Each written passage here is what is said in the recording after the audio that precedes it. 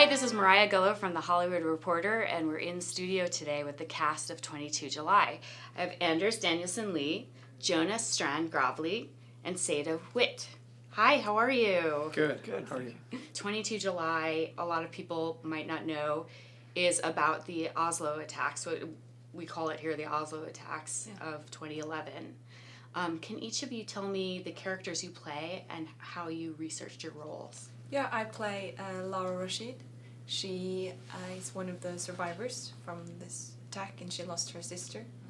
And I spoke to her before we started shooting and during the filming, and she was absolutely amazing, and she gave me so much to work on, and she really wanted me to tell the story the way I wanted to tell it, and I was so honored to get to portray her in this film. I play Viljar Hansen, who was on the island with his brother, Torje. The film shows the attacks and what happened to him. He was shot 5 times, and the aftermath and his road to recovery after the attacks. I also spoke with Viljar a couple of times before we started shooting and also during the shooting of the film, and I read Åsne Segerstad's book about the attacks and did a lot of research on this day, even though I knew a lot from before. But did you also speak to other survivors? Or have you had contact with them since the movie's been made? I haven't spoken with any other people that were on the island, except from Lara. I also spoke with Lara when we were doing the film. Yeah, we had close contact with both Laura and Viljar and the Hansen family. Yeah. So that was really helpful during the filming. What did you pick up when you were trying to pick up your characters and trying to develop your characters? What did you learn about the nature of grief or the nature of surviving in it? Well, I think the key word is strength for both of the characters. Yeah. After these attacks and their struggle to get back to life, and how they cope with this and how they relate to their families and the surroundings. Yeah, strength was the biggest word, at least for me, working with this film and to portray. And I think also it's important to say that all of these people that were on this island experienced, even though they experienced the same thing, I think everyone has a different story, so... Yeah, Anders, you had a very different path that you needed to go through to develop your character. Can you tell me about that? Yeah, I play this terrorist. The man who did this was a lone wolf attack, and he's a far-right extremist. He's now incarcerated for life, most likely. So I had to do research in a slightly different way because I tried to schedule a meeting with him. I believe that the only thing I could do was to try to make a truthful portrait that felt like the most responsible and respectful thing to do. But he declined. So then I read a lot of books, and I read court transcripts and the forensic psychiatric reports. There are 2 of them because there were 2 different conclusions about whether he was accountable or not. And I also watched a lot of filmed police interrogations, and that was kind of a game changer for my work because I discovered that he is also a human being. He is quite ordinary and normal in many respects, but he also has some pathological personality traits, and he has a total lack of compassion and emotional empathy with the victims. He has absolutely no understanding of the suffering that he's inflicted upon other people. But I think Paul Greengrass has made this movie not only to try to remember affected the people who died and the survivors and their families, but he also wanted to remember why they were attacked, because this is one of the most politically motivated terrorist attacks in recent memory. This is happening in a time where far-right extremism is on the rise in in Europe and elsewhere. And even if he was a lone wolf, they often come from a herd, the lone wolf terrorists. And there are many people out there who share these ideas. And I respect the choice of including the terrorist story within this big story that the 22nd of July is, because I think that it's a cautionary tale about what can happen if we don't confront political extremism. And Paul is using this metaphor that whenever there's a fire, it doesn't help to shut the door. And that's, I think that's a very good metaphor, because we have to confront these ideas and we have to use our best reasoning to show that they are false.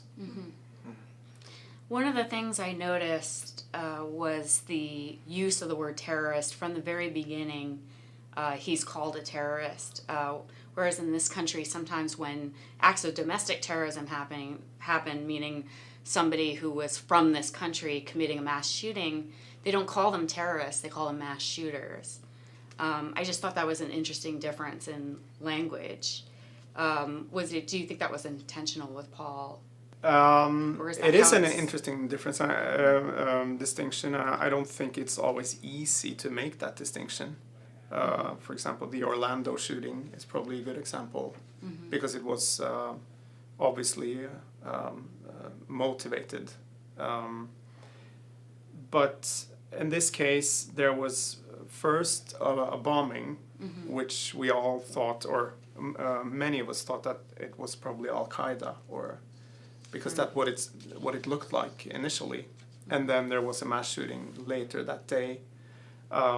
Those two events together, it made sense from the outset to call it terrorism. And when we learned that it was a Norwegian and he had written a 1,500-page manifesto against multiculturalism and globalism, and it was pretty obvious that we were talking about a terrorist attack. It's more than just a mass shooting. Right. But I think this is a continuum from hate crime to terrorism. Yeah. How important was it for this movie to be made in English? I mean, it opens it up to a different audience. It opens up this actual event to a different audience. Yeah, no, I think it's really important that it's made in English. Because of more people will be able to watch it, and it's easier for a lot of people to watch it. But also, I think it's good for a Norwegian audience, because it makes a distance to what happened, and you can see it from a different point of view and a different perspective. And I also think it helped us a lot making this film, to speak in a different language. Really? Yeah, I think so. It helps you to, you have this huge amount of information that you have to, from research, that you have to balance with the dramatic limitations of a 2-hour movie. And you have to choose something, you have to leave something else out, and then you're in the process of fictionalizing. And I think that when you're doing this in another language, it kind of helps you to fictionalize, because then you're all of a sudden you're in a slightly different universe. And I think Paul wanted to show that even though this happened in Norway and every terrorist attack is unique, this is a local story with a very global message, and it made perfect sense to release the film on Netflix, on that platform, and in a language that is accessible to a wide audience, because the story and the message of the film is the most important thing. One of the things that's unique about Paul Greengrass is he's a director who's both capable of an action movie and also a movie that can be political without making the dialogue sound like it has to go where it needs to go for the plot. Like he doesn't seem to be stuck in making a political statement. It's more about letting the events show the politics of it. Yeah. It's a very descriptive way of his cinema. Is very has a documentary flavor, and he never shows the audience what they're supposed to feel, or you have to draw your own conclusions. It's a very descriptive eye. That's his way of that's his signature style, and I think you can see this easily in this film as well. One of the things that Breivik considered his third attack, he said he had 3 attacks.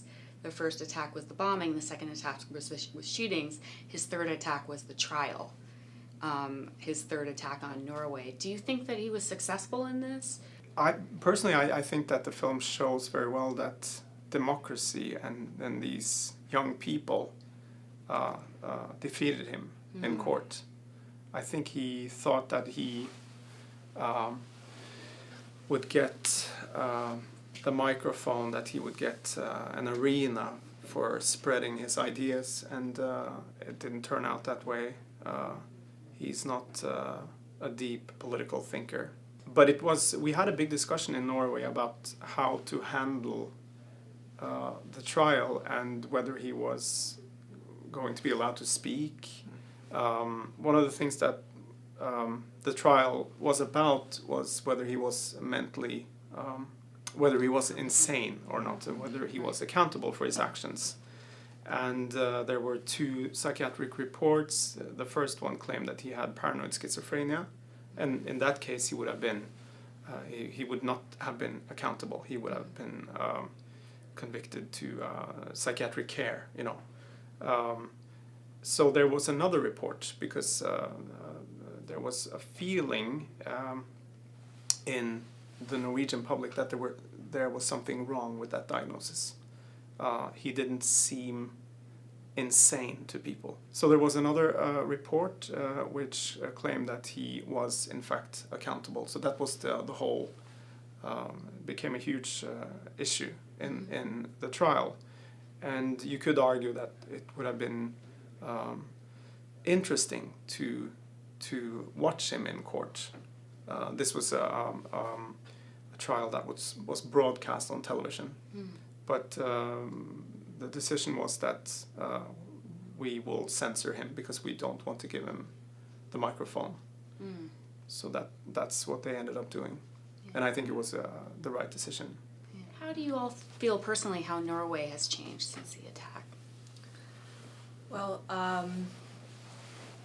the most important thing that happened in Norway right after the attacks was the feeling that we need to stay together and we need to show the world that he didn't win and that love is the strongest there is. So, and we had this big rose march that happened where thousands of people gathered with flowers and just marched for peace. That's the biggest thing that happened in the aftermath of this, that we needed to stay together and to show that democracy will always win. What do you think of the Marjorie Stoneman Douglas students who have been speaking out against gun control and gun laws in the United States since their school experienced a mass shooting? Yeah. They've become very politically active, basically right after their shooting. Yeah. What do you think about that? Well, it's as I said before, it's the strength and the bravery is absolutely amazing, and we have talked about this a lot after and during the filming of this film, that we need to speak up, we need to talk about this, we need discussion, because discussion is the only thing that will make this keep on moving. We need people on both sides to say something and to argue about gun control and for peace. And yeah, it's amazing that young people decide to speak up. I think I would say that because in Norway we have very strict gun laws, and still this happened. I think a society can never fully prevent itself from this kind of thing happening, because it happened even in Norway. and he had acquired these guns legally, you know. Right, through other countries, nearby countries. And this is a dilemma with all kinds of terrorism, because you want a democracy, a liberal democracy, to have a certain kind of amount of freedom, you know. So it's a little bit trying to find that balance between freedom and security, which I think is a challenge and dilemma for every modern society. Well, I'm sorry this has to be such a heavy conversation, but I'd like to end it with something a little lighter. What was your best day on set? Can you recall a memory, whether it was working with Paul Greengrass or working with your other actors, that you really enjoyed? For me, the best day on set was playing football. Yeah. It was a great experience, yeah. It was. Because it was so... everyone just forgot that we were filming. Yeah. We just really played football, and people were tackling each other and forgetting to speak English, and it was absurd. Yes, that was a great day of filming. Yeah.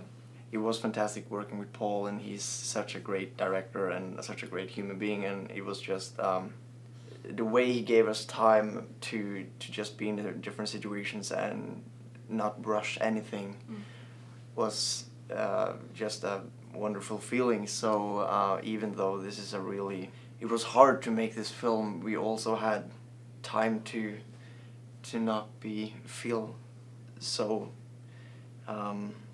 sad all the time, and we were talking a lot, and that was good. It was important to also have some love shooting this film. Well, thank you very much for being here. The movie is called 22 July, and it's out in theaters and on Netflix. Yeah. Thank you so much. Thanks for Thank having you. us.